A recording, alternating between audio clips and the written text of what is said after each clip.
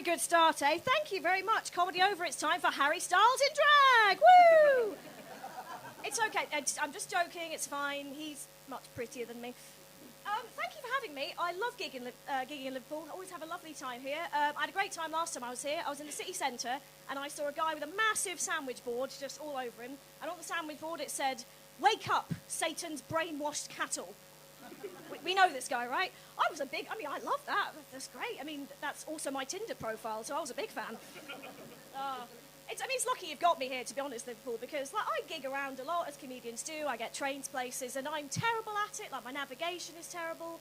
My geography's terrible. I'll be honest, I do tend to navigate new places by shagging in them. That is my usual method. So, Liverpool, not to put too fine a point on it, but there is a chance that I could possibly be able to navigate Wavertree blindfolded. Not the first time I've been blindfolded in Wavertree. Let's move on! So yes, I'll properly introduce myself, shall I? My name is Roz. I am not a Tory. It's always worth mentioning that to break the ice, I think, because I know I fucking sound like one, right? Yeah, I'm aware of the burden I hold as a posh person. But it's okay. I left the Tories down south, along with dry chips and emotional repression, so it's all good. I could have maybe tried to run for leadership. I probably could have got away with it, but I think my definition of fucking the poor is a bit different from theirs, so wasn't going to work out. Yeah. A few more facts about me. I'm bisexual. I'm a bisexual lady. I am the bacon in the LGBT sandwich. Meaning I am delicious, but I am slowly killing you over time without you realising. I'm a little bit unethical as well. We got any bisexuals in? None? I'm the only one. Well, hang on, was that cheer over there? No, just me. I'm having auditory hallucinations. That's a good sign. They can't let too many of us out of the house at once, to be honest. You've got to have enough bisexuals left for the crime-fighting team on the streets. The bi signal is clearly shining in the sky tonight. Who the grinder couple in the front row? Yeah, you two. Hello. I'm just going to embarrass you further. Have you ever felt as queer people like you don't feel queer enough sometimes for the world? Yeah. I think a lot of queer people I've spoken to have felt like that. And I felt like that because I've shagged way more men than women, to be honest, as a bisexual person. There was a period a few years ago I shagged way more men than women, no women at all. I refer to that period as being off with an injury. The injury of heterosexuality. A very good band title, by the way. And, I was actually applying for an LGBT comedy night in Manchester, where I live, and I sort of hovered over the send button. I thought, am I legit for this? Am I queer enough? I don't think I'm bisexual or queer enough for this night. Am I just an imposter, And then I was sort of hemming and hawing it for a bit, and then just the reality side of my brain kicked in and said to me, Roz, you went down on a woman yesterday. I think you'll be okay, to be honest. I love just the groan at the suggestion of lesbian activity there. I don't think her favourite porn is lesbian porn. I have a strange life. Odd things happen to me. I thrive on just chaos, I found. People, and my friends always saying to me, oh, your life's like a sitcom, Roz. It's like a sitcom. It's like a sitcom. I'm like, yeah, it's true. It's like Big Bang Theory sometimes. Shit. Oh, some of you didn't like that. There's some fans in the room. Bazinga, fuck off. Odd things happen to me, I'll give you a running total, shall I? I do life modelling, so that's like naked modelling for artists, because as well as standing on stage with clothes on with people staring at me, I stand on stage naked with people staring at me, because I'm a massive fucking masochist, right? And I had an odd instance recently where a studio contacted me asking to model for them, and I said yes. And as soon as I said yes, I realised that I'd previously dated one of them. Yep, that apprehension is correct. That was my response as well. So I was sort of faced with the spectre of having to email this guy and say, hey, so we've not spoken for 6 months, but you might finally get to see me naked. Just FYI.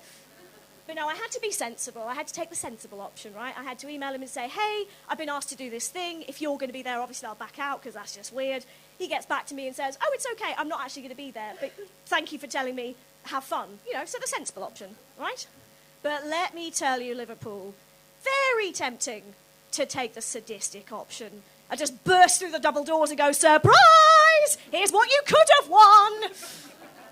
Another weird instance recently where this older woman came up to me at a session and asked if I do portraits. I was like, I don't know what that is. And she made very intense eye contact with me and said, oh, no, it's lovely. You can come to my studio after working hours and it'll just be the two of us, just one-on-one. And I'll put you in a chair and paint a beautiful portrait of you, and I'll put you in a beautiful dress. So that's how I die. So sorry, madam, for just scaring you to death there. Odd things that have happened to me. So I've just come back from the Edinburgh Fringe, right? Yes, I am one of those twats. And I realised this happens in Scotland. I got mugged by a seagull. That's a thing. Does that happen in Liverpool? Yeah. Yeah, there's always sort of trauma responses to that. Yeah, so it was a three-pronged attack, right? Absolutely terrifying. First one flew into the back of my head, so a coward's attack, right? Didn't even have the decency to assault me straight to my face. I scream in a very loud and middle-class manner and drop the pancake I was holding. In the middle, like, this is the middle of, grass market in the middle of the day. Second one swoops in, picks it up in its beak and flies off with it. Third one just laughs. Sits there laughing its little cunty beak at me. Middle of grass market, middle of Edinburgh, middle of the day. It's the biggest audience I got at the Fringe, to be honest, which is just a little bit depressing. Other strange things that have happened to me, this is genuinely true. Last year, I did a stand-up gig at an orgy. Correct. I had a strange 2018, ladies and gentlemen. You know when you're nervous about doing something and they say, just imagine your audience naked? Yeah, I've seen some things. Don't have to do that anymore. Fascinating gig, that one. I was the most stressed person in that given room, which is new for me. But in a straight, it's like any other gig you do. I should specify, actually. When I say I did a gig at an orgy, the orgy happened after the gig. I wasn't doing a stand-up gig in the middle of an orgy. Because let me tell you, if I had that level of crowd control, it'd be fucking live at the Apollo for me years ago. Oh, and they are lucrative, by the way, any comedians watching. 80 quid for 20 minutes, hello.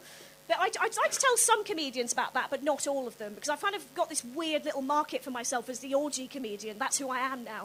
Which is very weird when I did a show about that with my father in the audience. Yeah, that man is in possession of far too much knowledge. But yeah, I found a niche. I've stuck to it, sometimes literally, in some cases. You're so shockable, I love it. But no, it's like any other gig you do as a comedian. When you're a comedian and you do a gig that goes well, you're very happy and you're congratulating yourself afterwards, But if you do a gig that doesn't go so well, you're kind of a bit humiliated and sort of punishing yourself a bit, But, however an orgy gig goes, you get punished afterwards, so that's fun. 10 out of 10 would recommend to friends and colleagues. Other strange things that happened to me last year, I got hit on by a vicar. Yeah, that's a thing that happened to me. As well as being a sitcom, my life is now Fleabag as well. And it wasn't like hot and tortured and Irish. He was married and a twat, so maybe not quite the same. It was a weird situation, right? Because, I'd gone to him with some horrible shit, as you do with vicars. Like, I was talking to him about, like, bereavement and depression and funerals, like, spirituality, that kind of thing, So I didn't mean to turn him on. Apparently that's just sort of what happened as a result. Apparently I'm hot when I'm sad. Who knew? Putting that in the bank for later. But no, I was confused because I didn't know how to report him, because I'm an atheist. How do you report a vicar for misconduct? Do you pray? Really hard? I tried, did not work. No, I had to report him to the Manchester Archdiocese, that's a thing, to a complaints officer called Abby, brilliantly. Thank you, gods of comedy, for that one. And he got reported to the Archdeacon. I don't know what that is. I think the higher you are in a particular religion, the bigger your hat is. That's my general sense of what a religion is. But yeah, so it was a strange time, but I'll be honest, I left that whole situation feeling a strange sense of pride, in an odd way. I am apparently... Oh, so good with Mike. I am apparently so hot, I made a man forget about God. Now that is going on my Tinder profile next time. You've been delightful. Thank you very much.